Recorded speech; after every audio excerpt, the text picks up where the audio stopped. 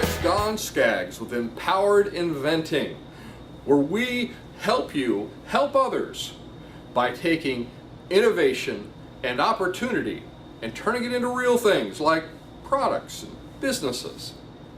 Businesses that make money, by the way. Today I want to talk to you just a little bit about the difference between good inventing and bad inventing. And let me preface it all by this, saying this one thing. And that's that inventing, the business of inventing, is not get rich quick. If you've seen a few episodes of Shark Tank and think that, oh yeah, in 30 minutes, I'm going to be rich because I'm going to get on Shark Tank and just show them this thing and everybody's going to love it because it's worth $1 million, because I'm sure that it is, and I've never asked anybody else that, but, my brother-in-law thinks it's a great idea. No, don't do that. Don't do that. Don't do that. What's the difference between good inventing and bad inventing? Well, it's not get rich quick. Think of good inventing as someone who has prepared a very wonderful, delicious, elaborate meal that you have been able to share, maybe like a Thanksgiving dinner, with all your family and friends. But in order to do that, first you had to learn how to cook.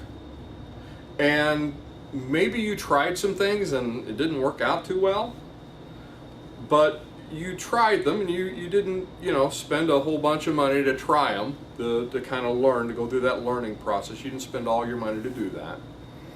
And maybe you burnt some things, but that was okay. You burnt, you learned, you went on, but you kept getting better at it and you stuck with it. You had some persistence, some diligence with this.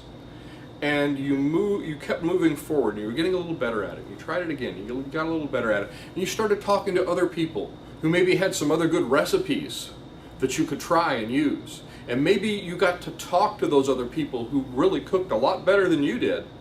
And you got to learn from them and learn from their mistakes that I tried that and it was awful. That just turned out horrible. And you avoided a lot of expensive, painful mistakes because you learned from other people's mistakes, because you were around people. People are important.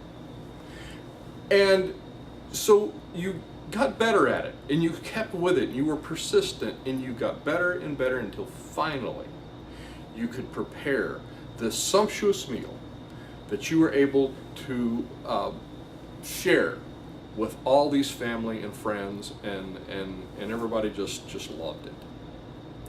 That's good inventing. Bad inventing is a microwave burrito, the kind you get in a convenience store. It looks bad when it's kind of crusted over in ice sitting in the back of the freezer of that convenience store. It smells bad when it's cooking in that nasty microwave in the back of the convenience store.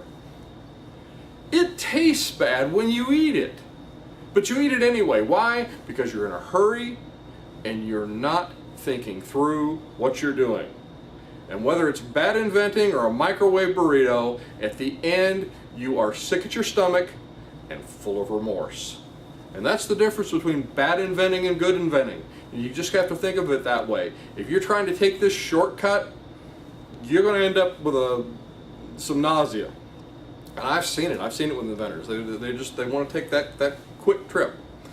And sure, there's a lot of ways to get a leg up. Sure, there's a lot of ways. And by the way, inventing should not be a decade-long process. No, there's some really fast iterations you can take, but you have to take them smart.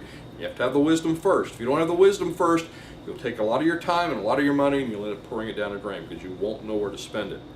So, with that in mind, thank you again. We really appreciate you watching these videos. Empowered Inventing TV, I guess it's called now, I don't know. We will look to see you at the next meeting, workshop, class, or on the next video.